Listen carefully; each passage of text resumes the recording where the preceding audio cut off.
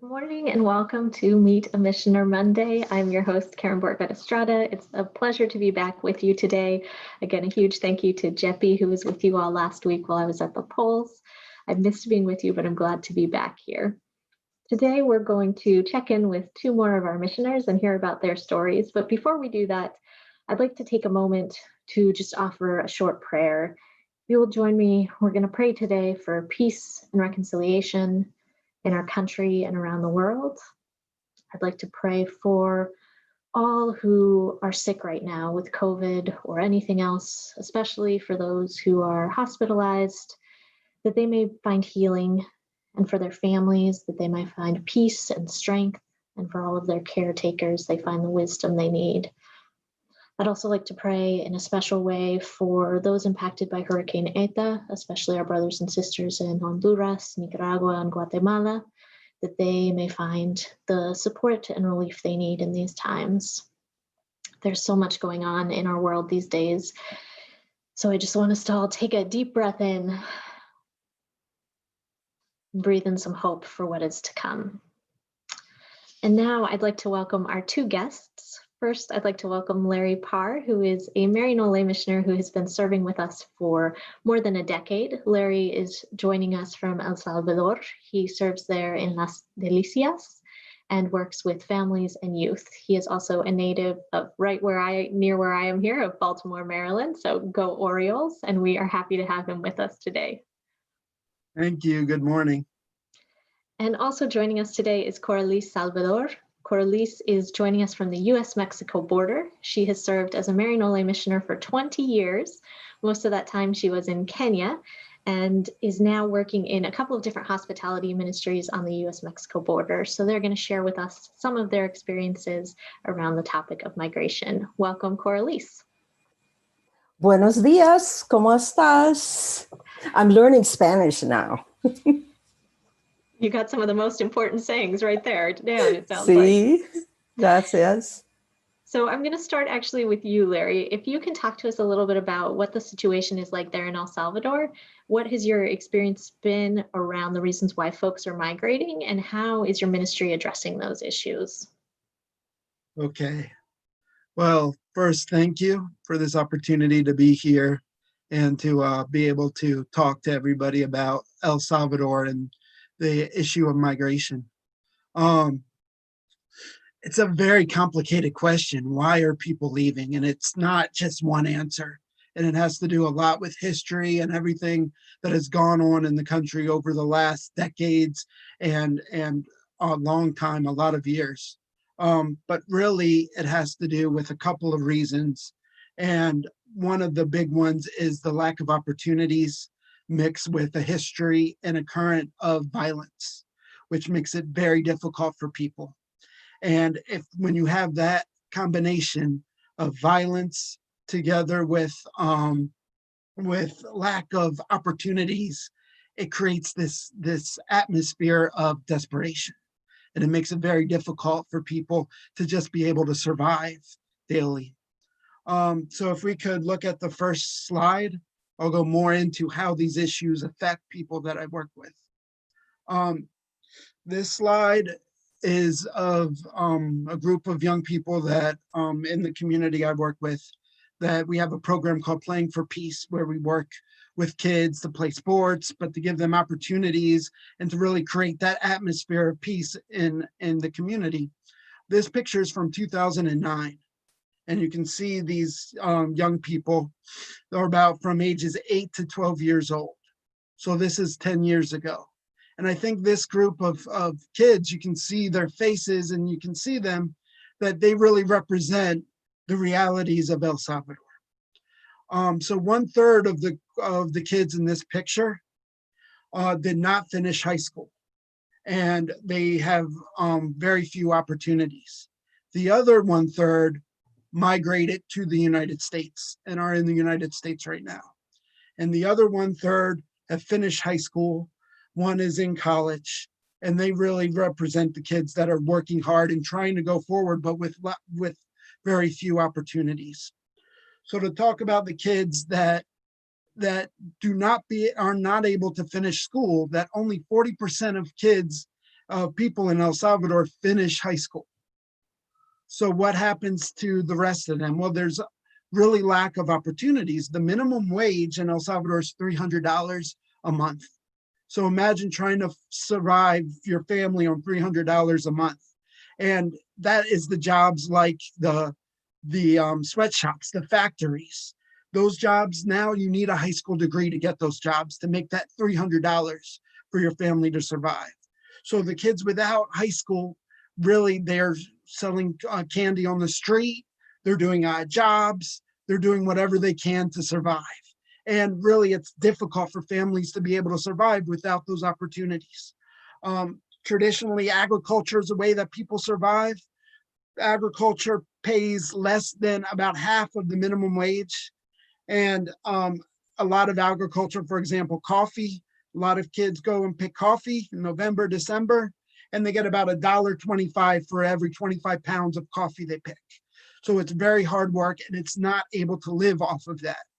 So a lot of kids end up leaving school 6th, 7th grade to sell bread, to help their family, and they make only about $4 or $5 a day. And then after, what opportunities do they have? So it becomes very difficult. Another reason kids are not finishing school is teenage pregnancy with girls. In some communities, it's as high as 80% teenage pregnancy. So it becomes very difficult to have those opportunities and go forward. Now, of the 1/3 of the kids that did not finish high school, 2 of those kids in the picture, and this is about right, joined the gangs. And that's the other really harsh part of the reality, that here in El Salvador, there is a lot of violence. Communities are controlled a lot of times by gangs.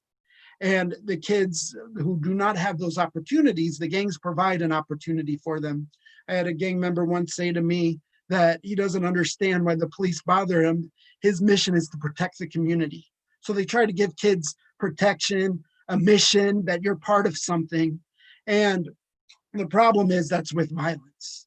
And the long-term, the solution for the government here, supported by the United States, has been to crack down on that with more violence. So we have military, police are in the street, military soldiers, kids that are, going to college, kids that are in high school get stopped, get pushed, get beaten.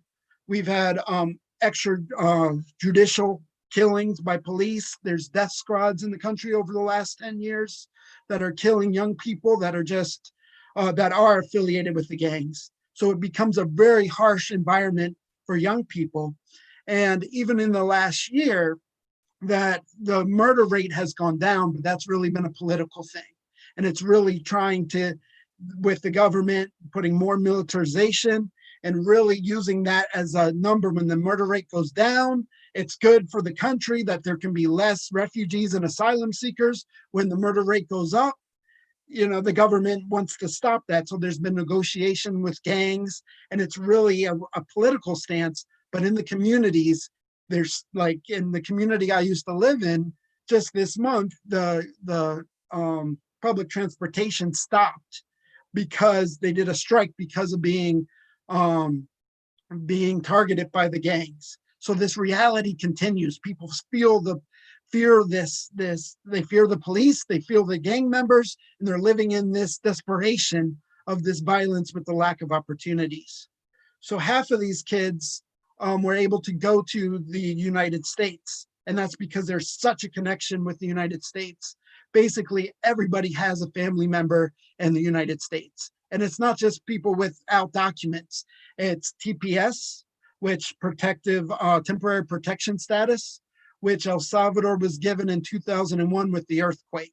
So there are a lot of reasons why people have left and continue to leave is the vulnerability of Central America with natural disasters, like Hurricane Ida that is hitting Guatemala, Honduras, and parts of El Salvador right now. And people lose their entire lives. Their houses are underwater. And what do? They look for a way to build their life again. So a lot of these kids grew up living with aunts, with grandparents, as their parents were in the United States, and they eventually went to join their parents. And to get the idea in El Salvador, how connected it is, 16% of the GDP comes from remesas, from the money being sent back. But it's not a lot of money individually. The kids that I work with usually get $50, $100 from their parents a month. And that's not enough to live on. But the parents in the United States, they have their own kids. They have all the expenses of living in the United States. So the economy of the United States really affects, it's really connected.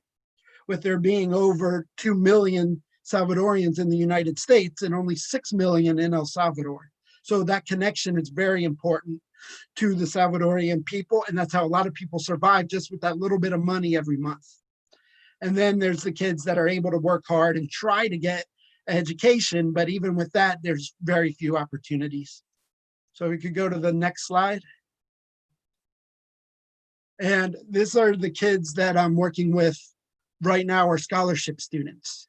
Now, they are in high school and they are in college, and they're suffering again as the community with the same things. I have kids in the program that have lost their mother, their father from gang violence, kids that have the police and military have killed their brothers, their sisters, their cousins. So this violence that the kids find themselves in the middle, both with the police, with the gangs, and there's a famous saying that in El Salvador, it's a crime to be a young person from a poor community, where you're going to get targeted, you're going to get by the police and military or by the gangs. And if you don't join the gangs, if they ask, then your life can be in danger. So it's a very difficult situation for young people to navigate. And what we do is we work with them to really help to have opportunities. And not just that, but help them become leaders, to really help them have opportunities to go forward in the university, but then try to help their community to be leaders so that there is opportunities for more young people. So these are the young people that I work with that give me hope that here in El Salvador are really working for a future, that they can better their country and really help El Salvador to go forward with all these challenges. To the next. And these are another young kids that in the program. And this is a program called Deanckley, which the history of violence in El Salvador during the war at the Jesuit University. They were killed, of course, Monsignor Romero, the Marino sisters, and 70,000 people died during the war. So including the 6 Jesuit martyrs and their housekeeper and her daughter, who goes to the same high school that my kids go to. She was killed at 15 years old. And we started this program. It was Dean Brackley who replaced the Jesuits, a Jesuit from the United States. And he wanted to give opportunity to kids from the poor communities. Because of right now, public school kids, only 8% pass the public university admissions test. So there's very little opportunities. And the kids that live in the countryside, public schools, are way behind the kids in the city that go to private school. So they have less opportunities. So this program at the university, we have the kids come every Saturday, well, before COVID, to the university and get tutoring from 7th grade on, so they have a chance to better their academics and then have a shot to win scholarships at the university to be able to go and have a future. And we really work with them with formation and everything. Larry, it's impressive just the reach that you have in the different communities that you're touching through your ministries. I'm going to have you pause for a second so we can jump over to Coralis and hear a little bit about what that hope looks like, what the ministries you're involved in at the border are like, Coralis, and how that's been impacted. The reality that we have right now at the border is the pandemic. As you know, COVID spiked up at the middle of October, and now the judge, county judge Samaniago, it's hard to pronounce his name, ordered the lockdown of businesses, and also the stay-home policy. Only those who need to be out has to be are allowed to go out. So we are in 2 weeks lockdown right now. And the other reality is that, excuse me, there is a lot of what they call this asylum seekers who are not allowed to enter, and they are stopped right at the bridge and told to stay in Juarez and wait for their turns. Because of the new ruling, only a certain number of people are allowed in. And there are hundreds of them waiting to be able to come in. And so they have waited for quite some time. The situation in Juarez is not very good because there are gangs. As Larry has mentioned, the extorting and if you're a young girl, they try to kidnap you and rape you and extort money from your relatives.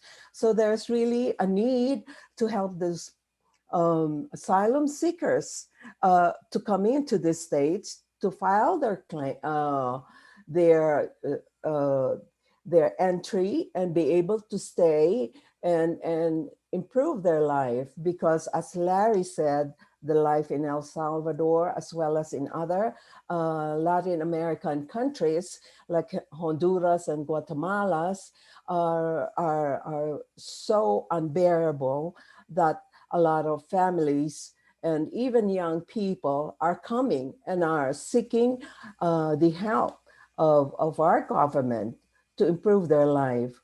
And so that is the situation.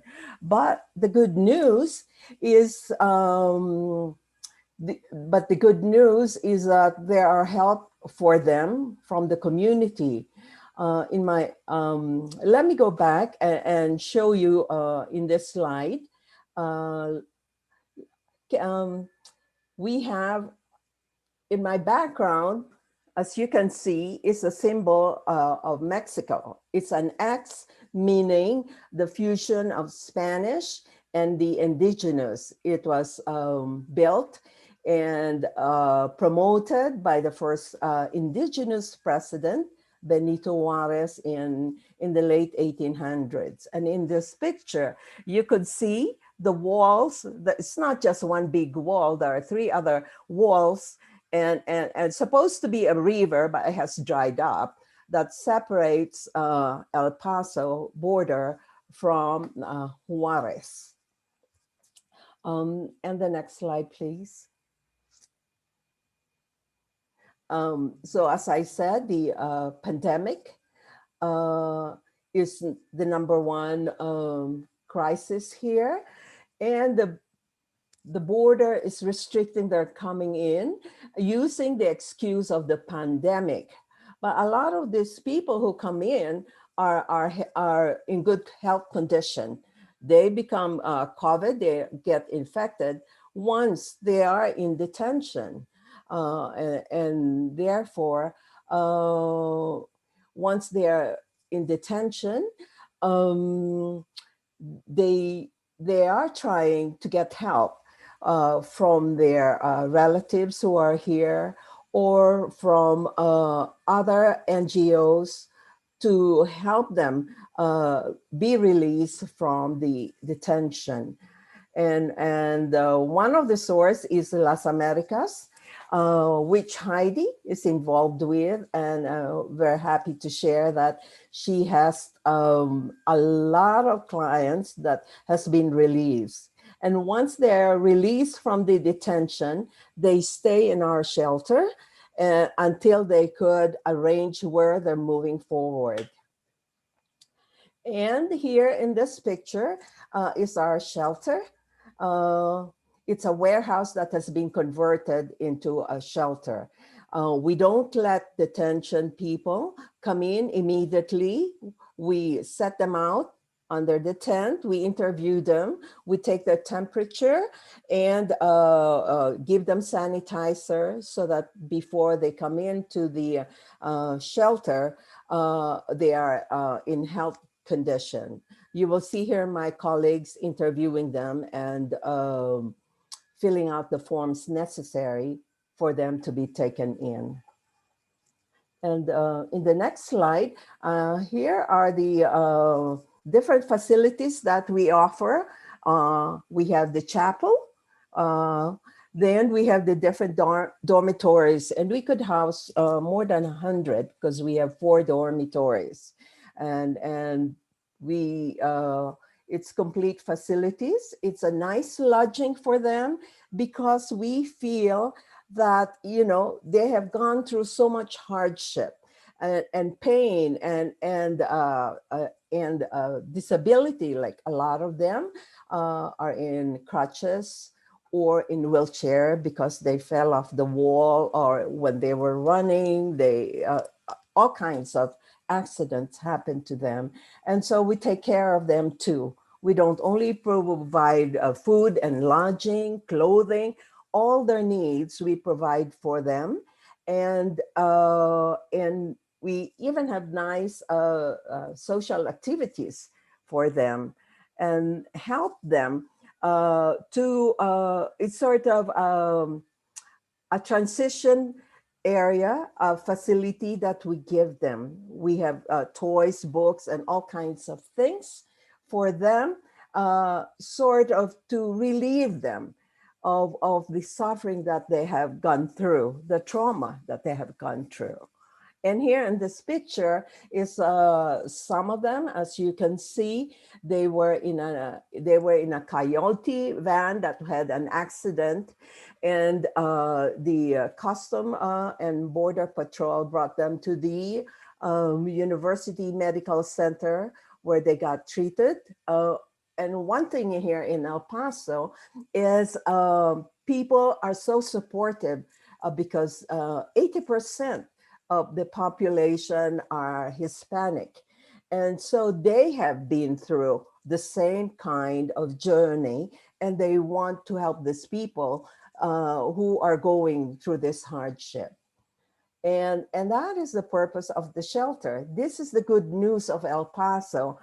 We care for them. We are their servant. We wash their clothes. They are like in a complete retreat. Here in this picture, we're showing off the knitting, the beanies, because it's getting cold right now. And here is Nancy. She did some beads, as you can see in the table, and she made me a necklace and a bracelet. Nancy is the lady right there who is in a wheelchair. She stayed more than a month with us because we helped her. We drove her to the hospital for her therapy and for her checkup, the same as with Alonso. So we're not only the driver, the cook, the cleaner, everything. And we do it joyfully because, as Jesus said, I was a stranger and I had no clothes and all those, those quotes. But, it's such a joy to be able to serve and live out our faith and show our love for God through them. And so they themselves are helping us become closer and deepen our relationship with our Lord. Here is one of a tragic story. Cecilia was taken in and put in detention, but she was with her 8-year-old son. But they were not, when they were released, they were not put in the same facility. Cecilia stayed with us while the son stayed in another children detention center. As you know, the detention center, it's not really a detention center because it's like a semi-hospitality. I mean, the part that was shown to us looks good, clean and well maintained. But we never saw where the kids are being kept. So this is only the recreation room, the only part that we could see. And Cecilia, when she enters that room, is not allowed to bring anything. So when I drove her there, I was waiting outside and she said, "Could you please take a picture?" And you're not supposed to take pictures. So I had to pretend, that I'm looking at the pictures on the walls, but then took their pictures here. She was 5 months pregnant at that time. Next, please. And here you could see they're now reunited. And last October, she delivered a baby girl. And she's now in Houston. She was able to move forward and staying with her relatives. Next slide, please. And here we celebrate. If it's someone's birthday, we bake cakes for them. And really we make them feel like we are one big family. And then there was one man who really suffered so much. He is at the end of the table, and he is such he has his own construction company in Chicago, but he is an illegal. He doesn't have documents and paper, and he was caught one time in Chicago, and therefore, having no documents to show, ICE took him and put him in detention.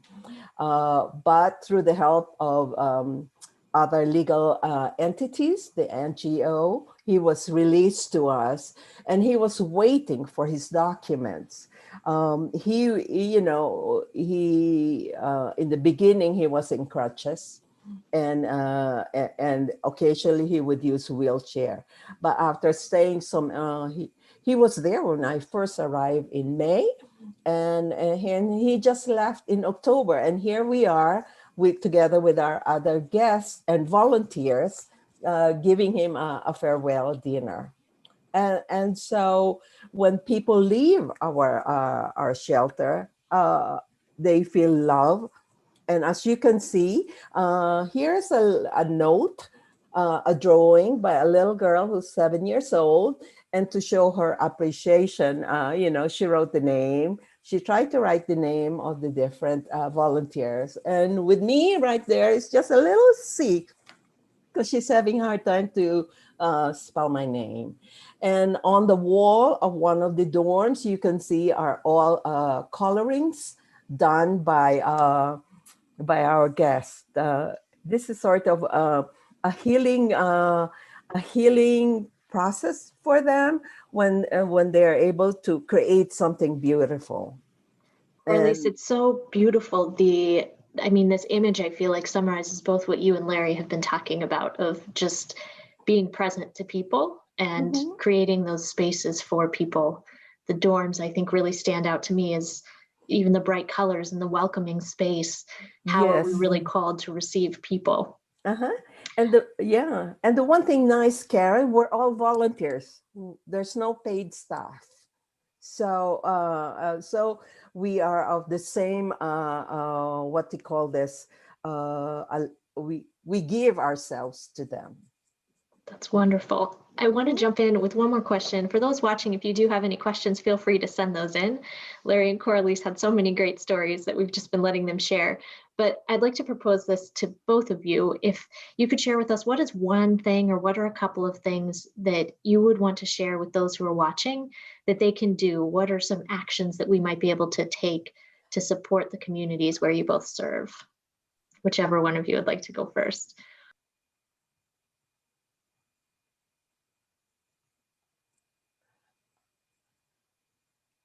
Okay. Well, first of all, let me go. Things that you could do. You could volunteer, or you could be active in your community and sign up to house or who are in transition, or help them find a job if you know that there are people, the migrants who are looking for a place to stay or work. And also through your community or church, because there are some churches who are very active in giving shelter and providing help for these people. And right now we're getting such good donations in clothing, masks, basic medicine, food for babies, all kinds of things. And sometimes we have to say we have more than enough that we could use, and to give it to other facilities. So another thing that you could do is learn Spanish, because a lot of them do not only speak their dialect, and so I'm struggling with my Spanish, but it's a way to communicate with them, and to show that you are interested to have a relationship and help them. And then another thing that you could do is to contribute your frequent flyer miles. There's an organization called Miles for Migrants.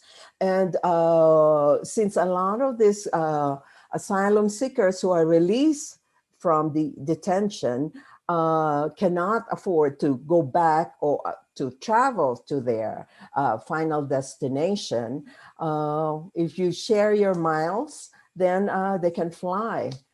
They can fly to their final destinations.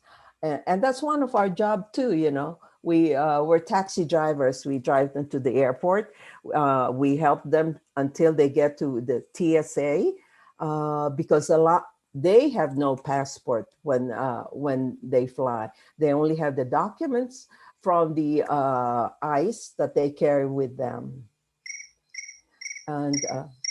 And what else? Another thing, learn about push factors. What causes people to leave their home country? Larry spelled it out very well, but there's this grandmother who had to flee because her granddaughter was being taken, by the gang. They and wanted to make her a second or third wife, and so the grandmother, they fled. They walked across the border to help to save her granddaughter. They were put both in jail, in the detention.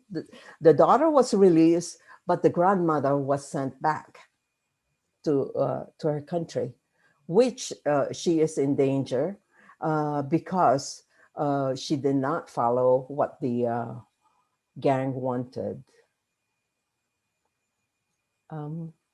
I guess I feel like there's so many of those stories that you've named and reasons that, if we can carry those stories, we can keep those people central when we're making our own decisions. Right.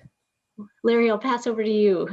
Any final thoughts for us or actions we can take to support you in your ministry? Yeah, I think, it's very important just to learn the issues and learn, because of the United States is really involved, especially in Central America. And those policies are really what affects what is going on in the reality and what are the push factors.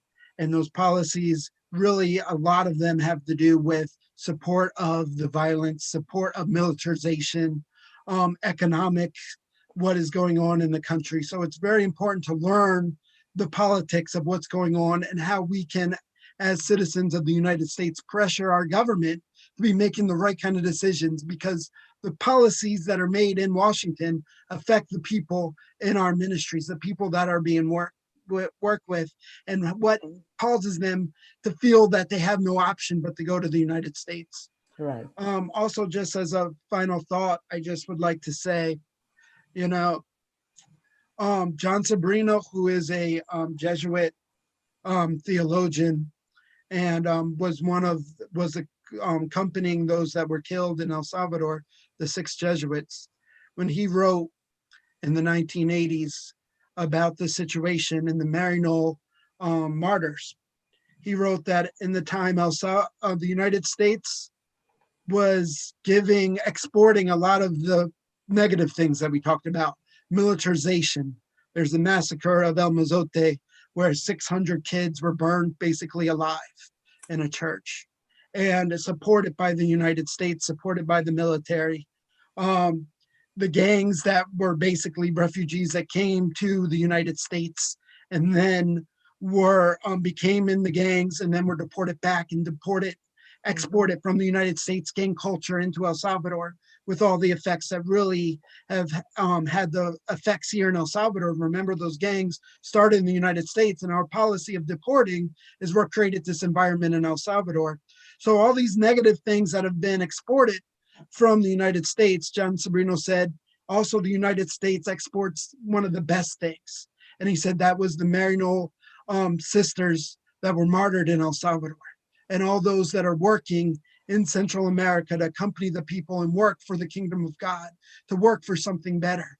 And it's just, to me, to be an honor to be here in Central America as Maryknoll, with the legacy of the martyrs, legacy of, in Guatemala, Maryknoll Father Bill Woods and other martyrs that have given their lives for Central America, for the people that are suffering, and really working together as U.S. Catholics with our Central American brothers and sisters to help create the kingdom of God and help create a better situation where people can feel dignity to live in their country and not feel the need to migrate, but have the dignity and respect and peace to be able to have opportunities in their country.